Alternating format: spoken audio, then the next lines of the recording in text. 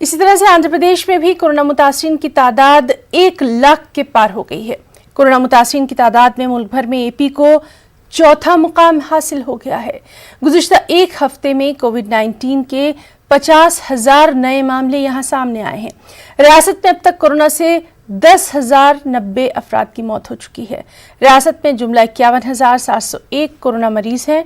49,558 सेहतियाब हो चुके हैं। एपी में 16,86,000 से ज्यादा टेस्ट किए गए हैं।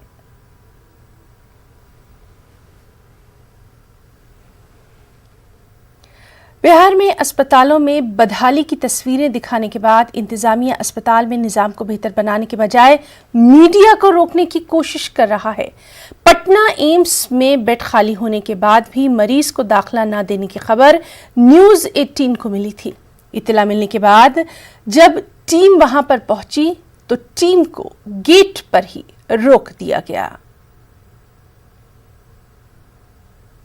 पूरे बिहार और पटना में लगातार कोरोना के मामले बढ़ रहे हैं और लगातार जिस तरह से अस्पतालों से कोरोना मरीजों की बदहाली की तस्वीरें आ रही है, उसके बाद आप देखिए पटना एम्स के बाहर अभी हम खड़े हैं। यहाँ पर मीडिया की एंट्री बैन कर दी गई है। यहाँ पर मीडिया को अंदर नहीं जाने दिया जा रहा है। कहा जा रहा है कि आप विदाउट परमिशन यहाँ पर एंट्री नहीं होगी, आपको परमिशन लेना होगा, एम्स के डायरेक्टर से परमिशन लेना होगा, उसके बाद ही आप यहाँ पर पहुँचेंगे।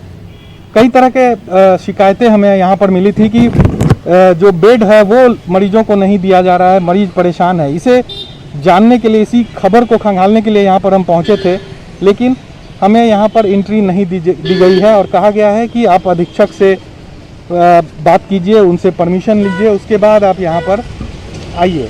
तो आप समझ सकते हैं लगातार जिस तरह से हॉस्पिटलों में मरीजों की हालत दिखाई गई थी, जिस तरह से NMCH हो, पटना एम्स हो, हर जगह हंगामा दिख रहा था। लगातार मरीज जो हैं वो परेशान थे, मरीज के परिजन परेशान थे। उसके बाद भी यहाँ पर जब पहुँचे हम लोग कि आखिर हकीकत जानने के लिए कि क्या कुछ स्थिति है यहाँ पर, तो यहाँ पर मीडिया की एंट्री को बैन कर दिया गया। मीडिया को बैन कर देना इन अस्पतालों में घुसने से ये कहीं ना कहीं पूरे सिस्टम पर सवाल उठाता है। कैमरा पर्सन आशीष के साथ साकिब कुमार, न्यूज़ 18 पटना।